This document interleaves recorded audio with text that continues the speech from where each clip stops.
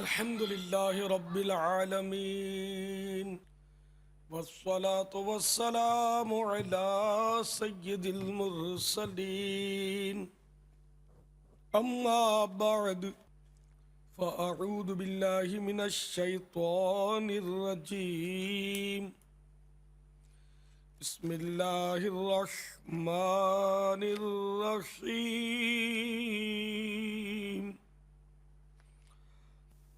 الصلاة والسلام عليك يا رسول الله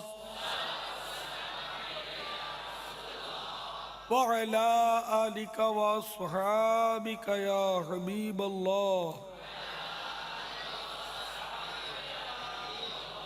الصلاة والسلام عليك يا نبي الله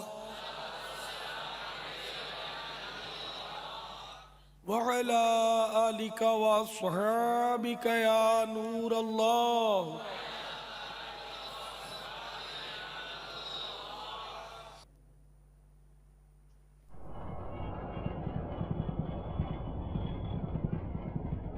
اللہ کے محبوب دانائے غیوب منزہ عن العیوب صلی اللہ تعالی علیہ وآلہ وسلم کا فرمان رحمت نشان ہے، جس نے مجھ پر 10 بار درود پاک پڑھا اللہ تبارک و تعالی اس پر 100 رحمتیں نازل فرماتا ہے۔ صلو علی الحبیب صلی اللہ تعالی علی محمد توبو الی اللہ استغفر اللہ صلو علی الحبیب صلی اللہ تعالی علی محمد۔ میٹھے میٹھے اسلامی بھائیوں، الحمدللہ ماہ ربیع النور شریف تو کیا آتا ہے، بہار آ جاتی ہے، آقا کے دیوانوں میں خوشی کی لہر دوڑ جاتی ہے، بوڑھا ہو یا جوان ہر حقیقی مسلمان گویا دل کی زبان سے بول اٹھتا ہے، نثار تیری چہل پہل پر ہزار عید ربیع الاول، سوائے ابلیس کے جہاں میں سبھی تو خوشیاں منا رہے ہیں۔ الحمدللہ ہم سب خوش نصیب ہیں کہ اس وقت ہم اجتماع ذکر و نعت میں جمع ہیں۔ شیخ الاسلام حضرت علامہ ابن حجر مکی علیہ رحمت اللہ الکبی النعمت الکبریٰ صفحہ 12 پر نقل فرماتے ہیں، حضرت سیدنا جنید بغدادی علیہ رحمت اللہ الہادی نے فرمایا،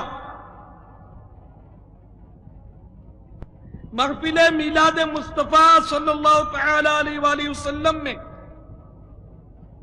ادب و تعظیم کے ساتھ حاضری دینے والے کا ایمان سلامت رہے گا۔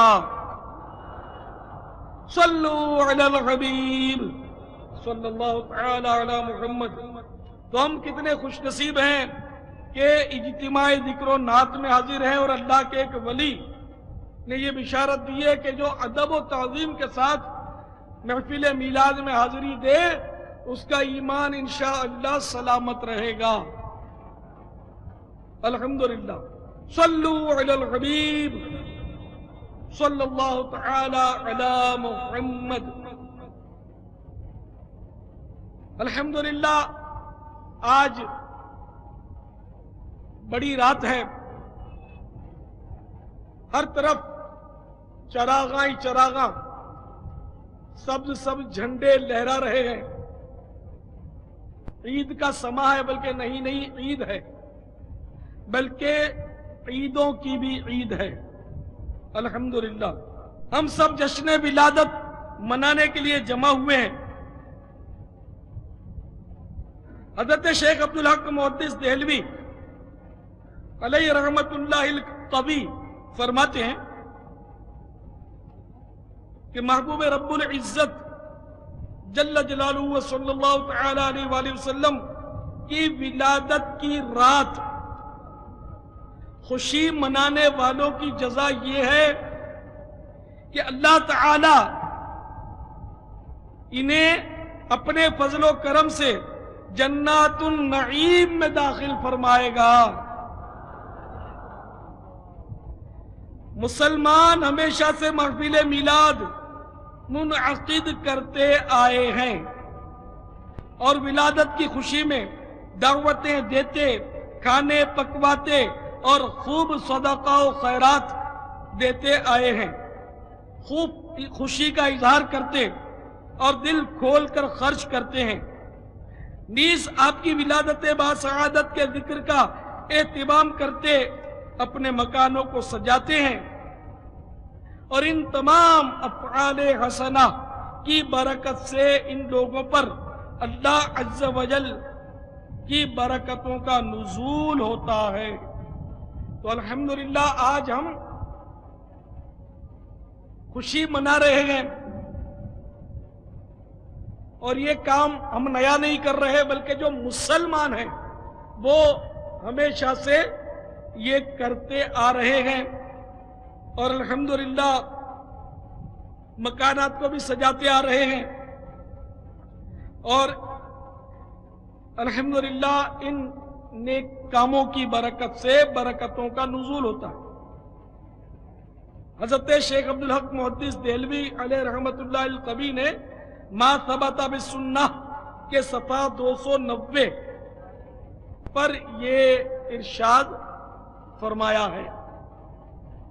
تو اللہ کا بڑا کرم ہے کہ آج ہم جشن ولادت کی رات پانے اور اس کو منانے میں کامیاب ہوئے۔ بخش دے مجھ کو الہی بہر میلاد النبی، نام اعمال عصیاں سے میرا بھرپور ہے۔ تو میرے پیارے پیارے اور میٹھے میٹھے اسلامی بھائیوں، جشن ولادت منانا بہت بڑی سعادت ہے، اور سعادت مندوں کا حصہ ہے، اور یہ ہمیشہ یاد رکھیے کہ عمل صرف وہی مقبول ہوتا ہے جس میں اخلاص ہو۔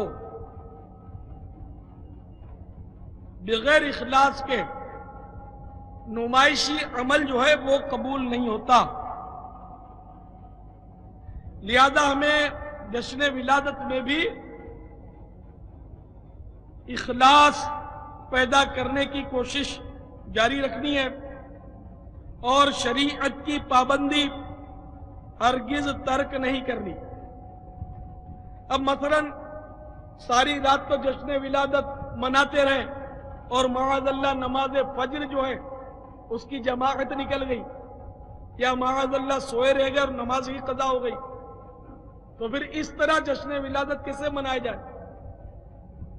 اسی طرح جلوس میں تو شریک ہو گئے، لیکن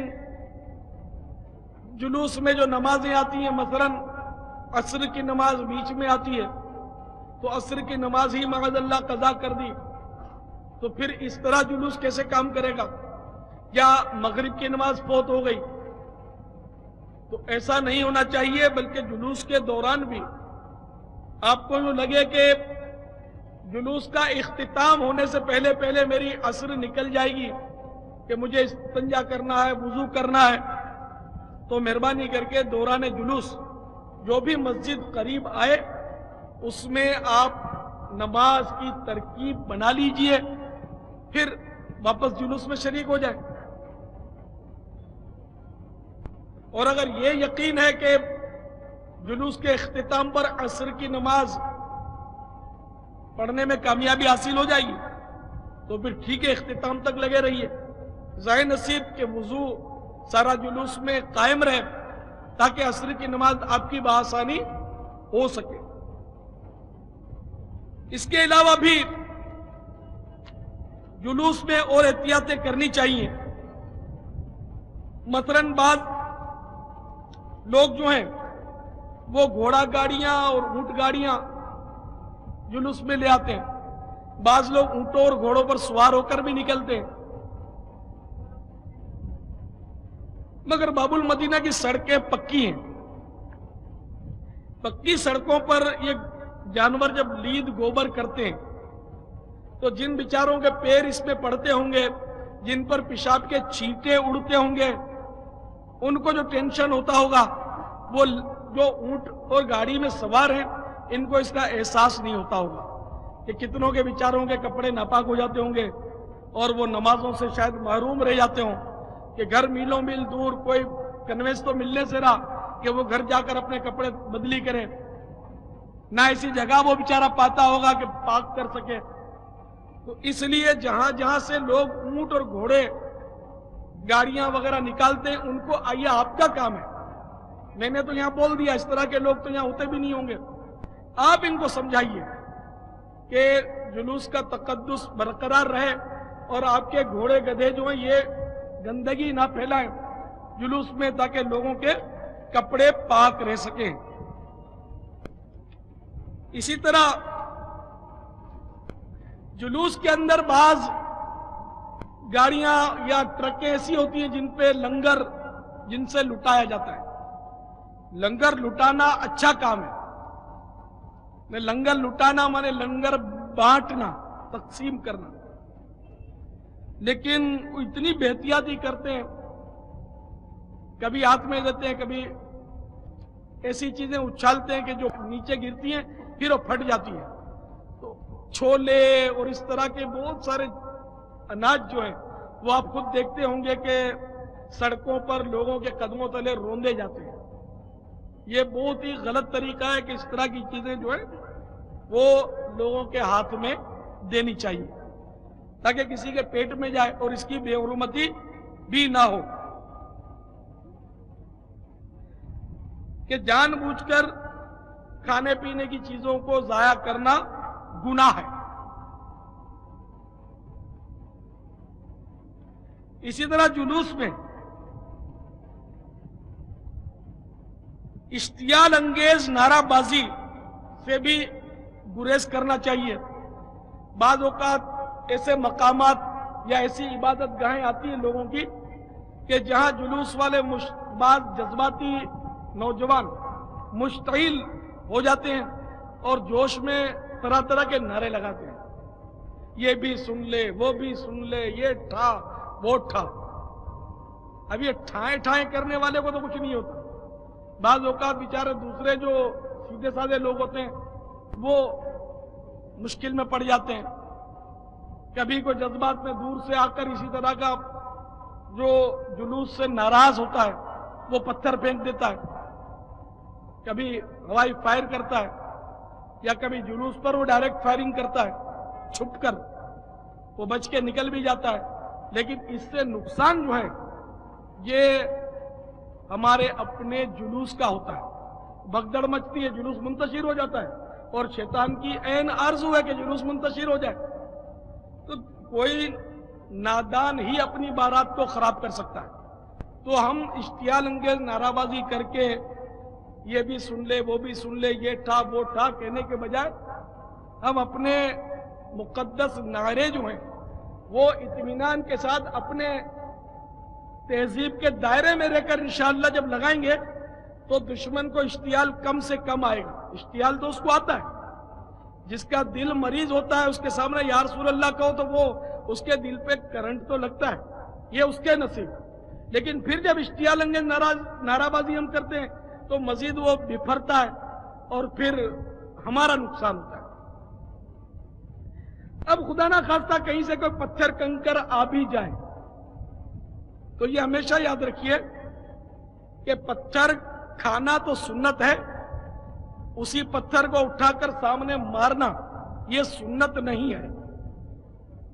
تو آپ برداشت کر لیں، اول تو موقع ہی نہ آنے دیں کوئی پتھر مارے، خدا نہ خدا کوئی پتھر مارے تو آپ اس کا جواب نہ دیں۔ اینٹ کا جواب پتھر سے نہیں دیں گے تو بات زیادہ بگڑے گی نہیں۔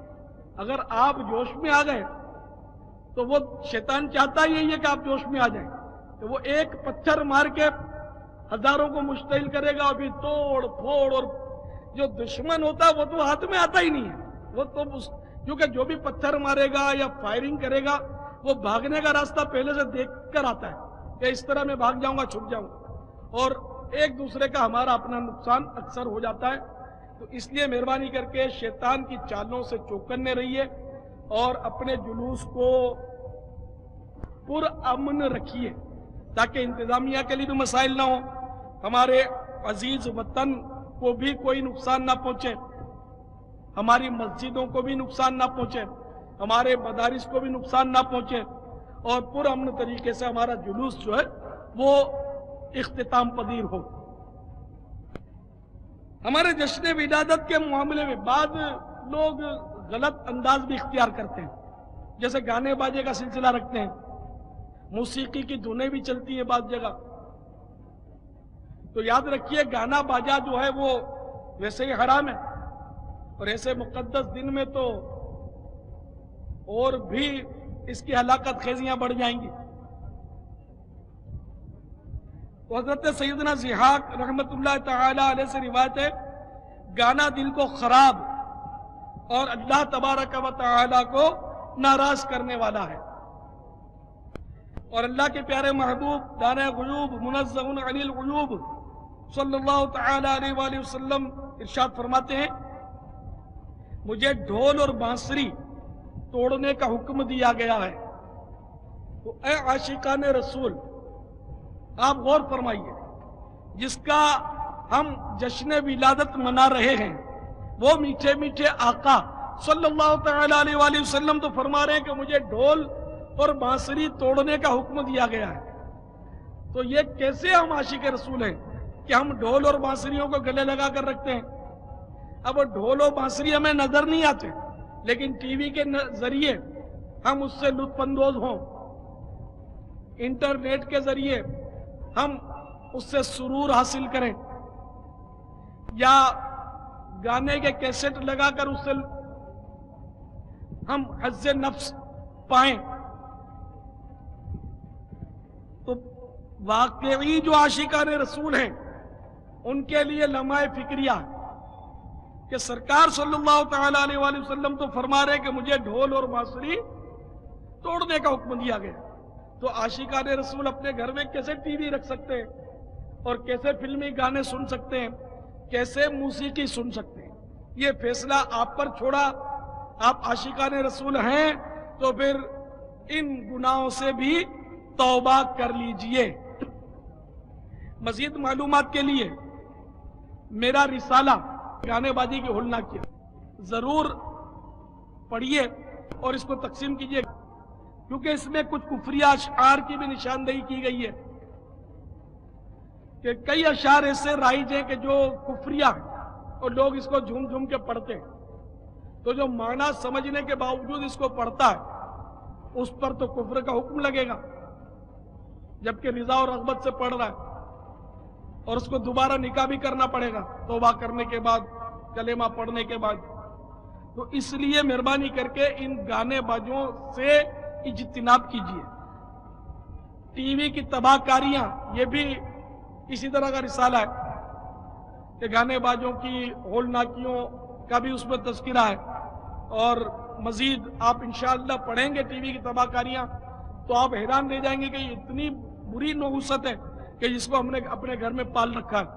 کئی جگہ کان پھاڑ آواز میں بڑے بڑے اسپیکر لوگوں نے لگا رکھے ہیں جس میں نعتوں کی کیسٹیں چل رہی ہیں. مجھے تو بڑا لطف آتا ہے, نعتوں کی آوازیں ہر طرف سے آتی ہیں. میں اپنی بات کر رہا ہوں, مجھے بڑا مزہ آتا ہے, آپ کو بھی مزہ آتا ہوگا, بڑا سرور آتا ہوگا. لیکن جب اس طرف توجہ ہو جاتی ہے کہ کوئی بیچارہ کینسر کا مریض ہوگا, ٹینشن کے مارے اس کو نیند آ نہیں رہی ہوگی, اور نیند کی 2 گولیاں اس نے کھائی ہوں گی, اور وہ بیچارہ ہماری اس کان پھاڑ آواز کی وجہ سے کروٹیں بدل رہا ہوگا, تو آپ بتائیے کہ ایسی صورت میں ہمیں نعت شریف کی برکتیں کیسے حاصل ہوں؟ ہم پر رحمتوں کا نزول کس طرح ہوگا؟ اللہ اور اس کے پیارے حبیب جل جلالہ و صلی اللہ تعالی علیہ وآلہ وسلم ہم سے کیسے خوش ہوں؟ یہ تو اس وقت اندازہ ہو سکتا ہے کسی کو کہ جب جیسے ہمیں خود 103 بخار آ جائے, درد کے مارے سر بھی پھٹ رہا ہو, اور برابر کے گھر پر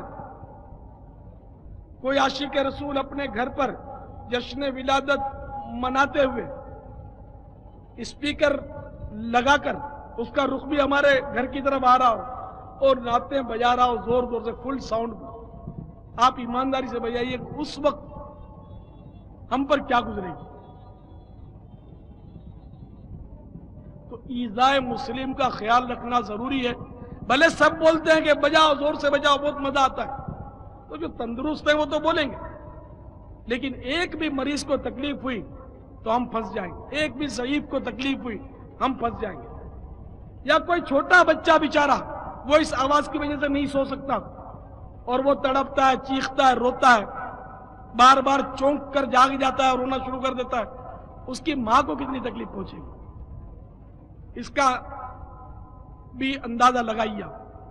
میرے آقا، عاشقوں کے امام، امام اہل سنت مولانا شاہ احمد رضا خان علیہ رحمت الرحمن فتاوی رضویہ شریف میں فرماتے ہیں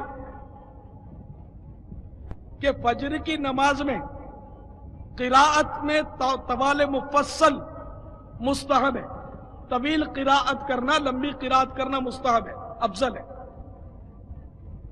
تو ایک ایسی مسجد جہاں 1000 نمازی ہوں، 1000 نمازی فجر میں، وقت بھی کافی ہو اور وقت امام بھی اچھا قاری اور خوش الحان ہو، آواز بہت اچھی ہو، 1000 نمازی وہاں موجود ہوں اور 999 نمازی کا مطالبہ ہو کہ لمبی قراءت کرنا، وقت ہے، سب کچھ ہے، مستحب بھی یہی ہے کہ لمبی قراءت کی جائے فجر میں، مگر امام کو پتا چل جائے کہ ایک اس میں ضعیف آدمی ہے یا مریض ہے یا ضرورت ہے اس کو کہ مختصر کیا جائے، تو اب اس معلوم ہو جانے کے بعد امام کا لمبی قراءت پڑھنا فجر میں حرام ہے۔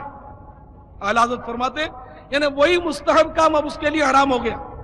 999 پسند کر رہے ہیں کہ لمبی قراءت ہو، ٹائم بھی ہے، مستحب بھی ہے اور کوئی رکاوٹ بھی نہیں، مگر ایک مسلمان کو تکلیف ہو رہی ہے، وہ مریض ہے یا وہ ضعیف ہے جو برداشت نہیں کر سکے گا، یا ضرورت ہے، مثلا اس کی ٹرین چھوٹنے والی ہے، کوئی بھی اس کی حاجت ہے، تو اب ایک مسلمان کی تکلیف کی وجہ سے امام کو لمبی قراءت کرنا حرام، اور یہ سنیوں کے امام کا فتویٰ، میں نے اپنی طرف سے نہیں کہہ رہا۔ اب آپ غور فرمائیے کہ ہم جو یہ اونچی اونچی آوازوں سے گلی گلی اسپیکر لگے ہوئے ہیں، کیا ان بلڈنگوں میں مریض نہیں رہتے ہوں گے؟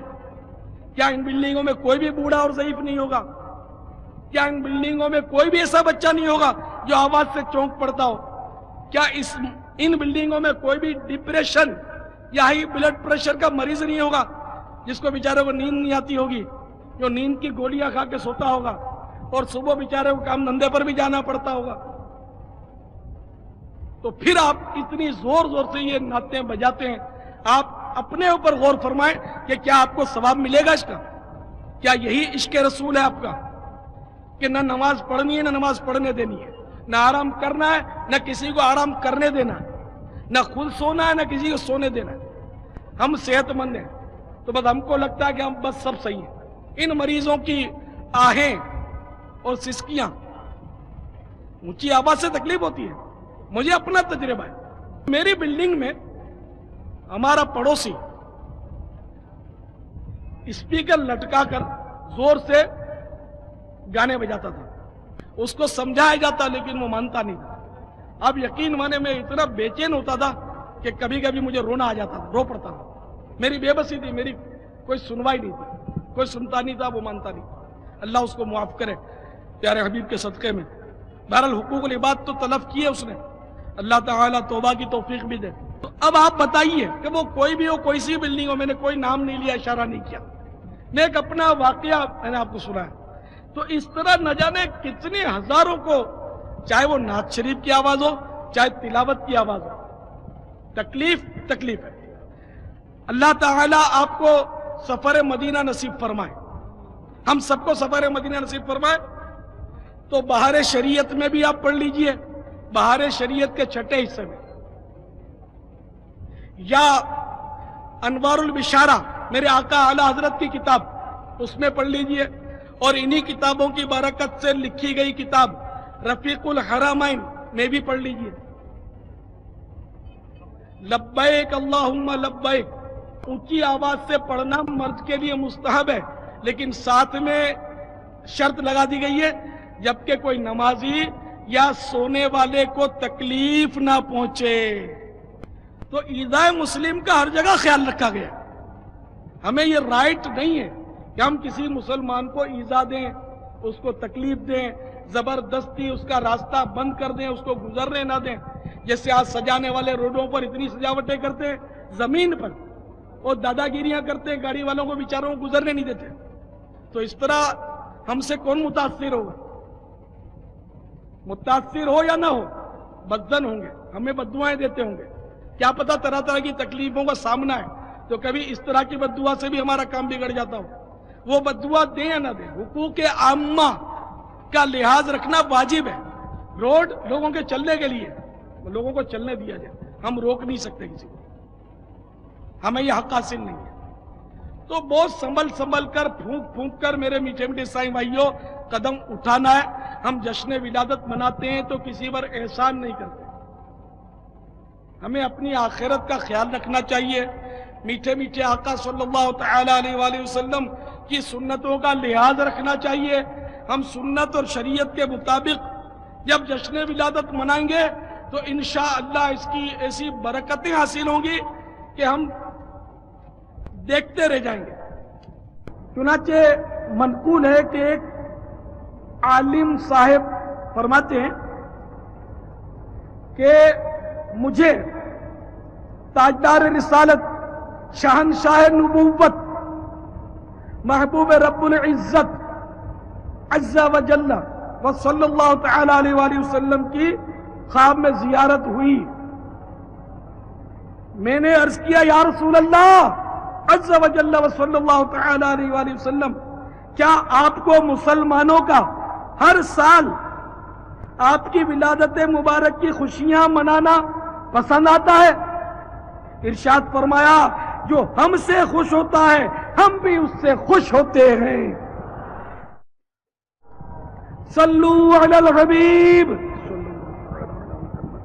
तो अल्हम्दुलिल्लाह, जब तलक ये चांद तारे झिलमिलाते जाएंगे तब तलक जश्न विलादत हम मनाते जाएंगे। नाते महबूबे खुदा सुनते सुनाते जाएंगे, या रसूल अल्लाह का नारा लगाते जाएंगे। चार जानिब हम दिए घी के जलाते जाएंगे। घी के दिए जलाना मुहावरा है, ये नहीं कि आप वाकई घी के कनस्तर लाओ और चंदा करके जलाओ, नहीं। घी के दिए जलाने से मुराद ये बहुत ज्यादा खुशी मनाना, यानी घी के दिए या घी के चिराग जलाना।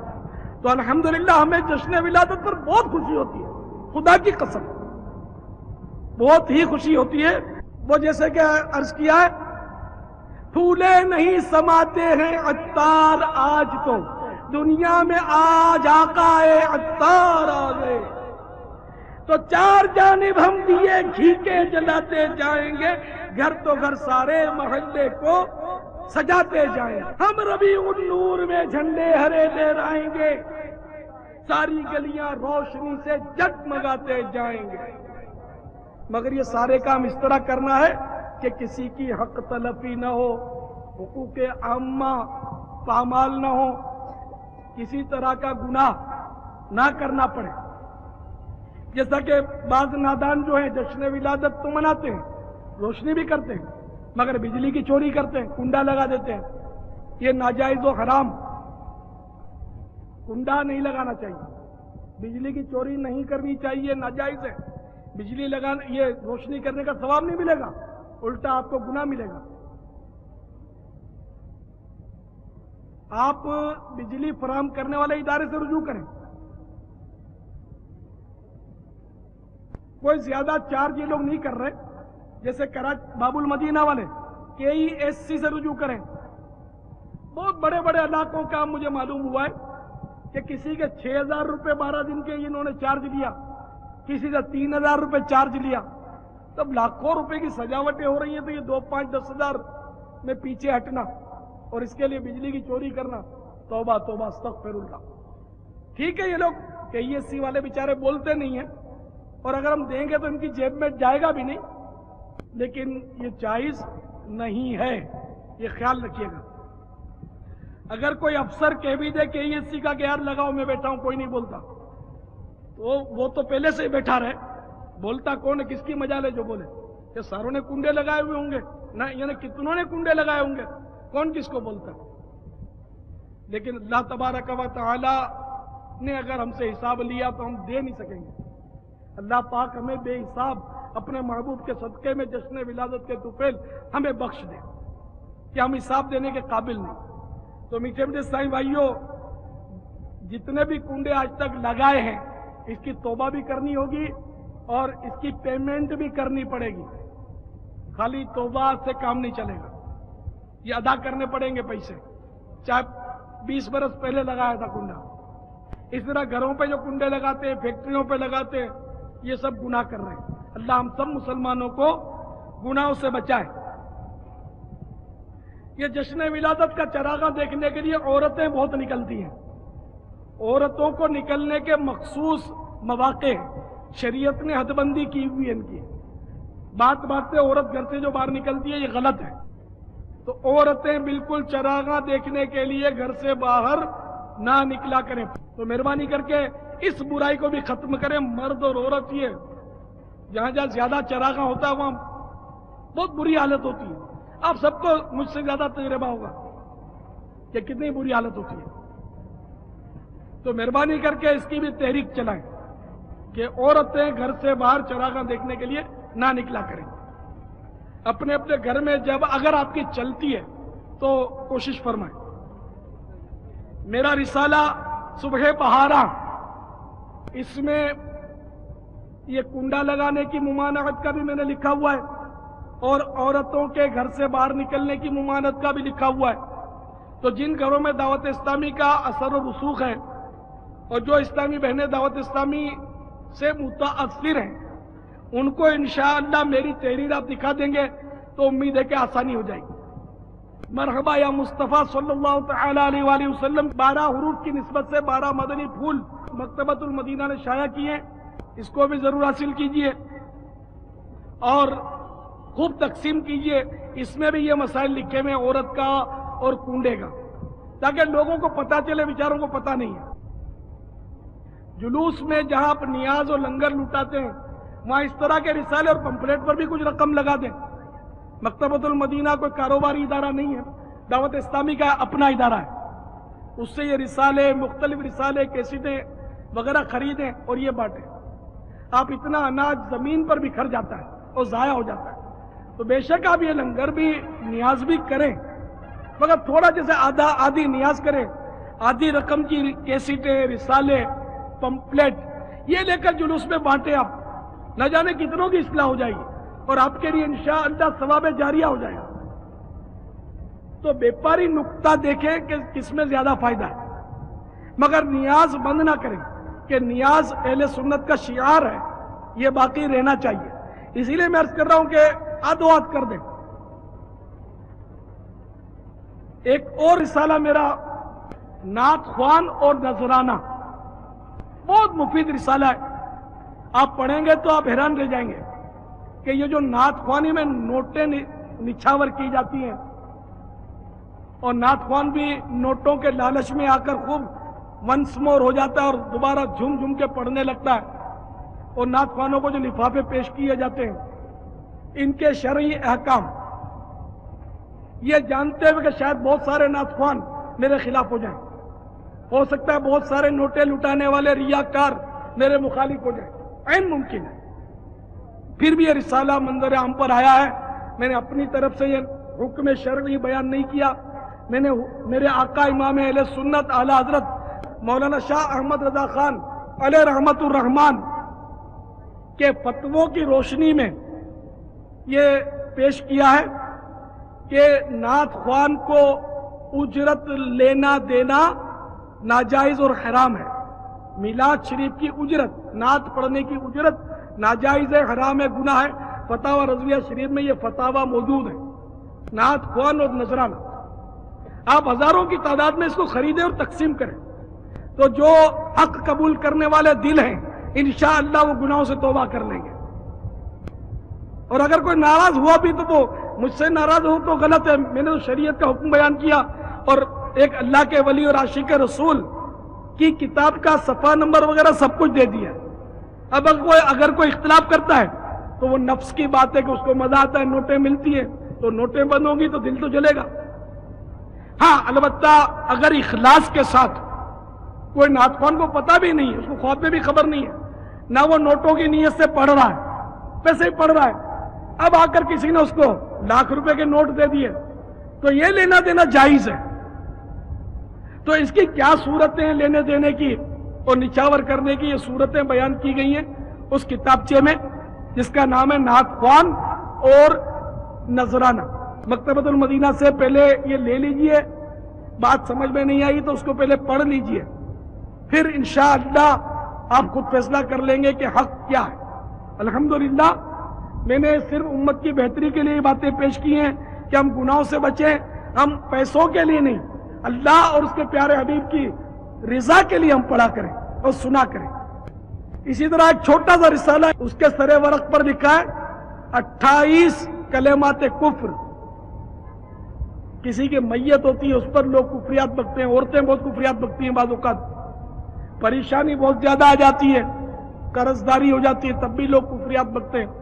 تو پریشانیوں اور غم کے مواقع پر بکے جانے والے 28 کفریات کی مثالیں اس میں لکھی ہیں، توبہ کا طریقہ لکھا ہے، نئے سرے سے نکاح کرنے کا طریقہ لکھا ہے، احتیاطی توبہ کرنے کا طریقہ بھی دیا ہوا ہے، معلومات کا عظیم خزانہ اور ایمان کی حفاظت کا ہتھیار اور ایمان کی حفاظت کی دعا بھی اس میں دی ہوئی ہے۔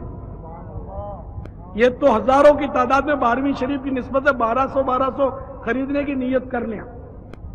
خدا کی قسم میرا ایک پیسہ بھی اس میں ذاتی نفع نہیں ہے، یہ تو آخرت کی بہتریاں، آخرت کے سودے۔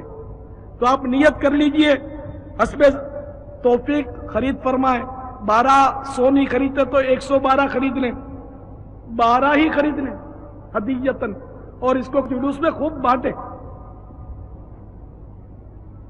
انشاءاللہ جلوس میں لوگوں کا ایک جذبہ ہوتا ہے اور وہ جمع ہی کرتے رہتے ہیں جو ملتا ہے۔ تو رسالہ بھی آپ کا شوق سے لیں گے اور جیب میں رکھیں گے اور اس کو پڑھیں گے انشاءاللہ تو یہ ان کی اصلاح ہوگی۔ اسی طرح اگر کوئی مفت بانٹنا نہیں چاہتا تو بے شک مکتبۃ المدینہ سے ہول سیل میں خرید لیں، شاید کچھ نہ کچھ وہ ہو سکتا ہے رعایت بھی کر دیں، اور اس کو بیچے۔ اپنا مقصد تو گھر گھر پہنچانا ہے، چاہے خود مفت بانٹو یا خرید کے اس کو بیچو یا بھاؤ ٹو بھاؤ بیچو، لوگوں تک پہنچنا چاہیے۔ تو جیب سے نہیں بانٹ سکتے تو بیچیں اس کو اور لوگوں تک پہنچائیں کہ دعوت اسلامی کا تعارف ہے، دعوت اسلامی کوئی ڈھکی چھپی تحریک نہیں ہے، دعوت اسلامی کا رسالہ اللہ نے چاہا تو لوگ ہاتھوں ہاتھ آپ سے خریدیں گے اور زیادہ مقدار میں خریدیں گے، اور تقسیم کرنے کی بھی ترغیب دلائیں۔ سنتیں عام کریں، دین کا ہم کام کریں، نیک ہو جائیں مسلمان مدینے والے۔ الحمدللہ ثم الحمدللہ وقتاً فوقتاً مدنی مذاکرے ہوتے ہیں، اسلامی بھائی مجھ سے سوالات کرتے ہیں، اس کے جوابات دینے کی کوشش کرتا ہوں، اس کی کیسیٹیں بنتی ہیں۔ امید ہے کہ آپ ضرور رسالے اور کیسیٹیں وغیرہ خرید فرما کر خود بھی سنیں گے اور دوسروں کو بھی سنائیں گے۔ زور سے کہیے انشاءاللہ۔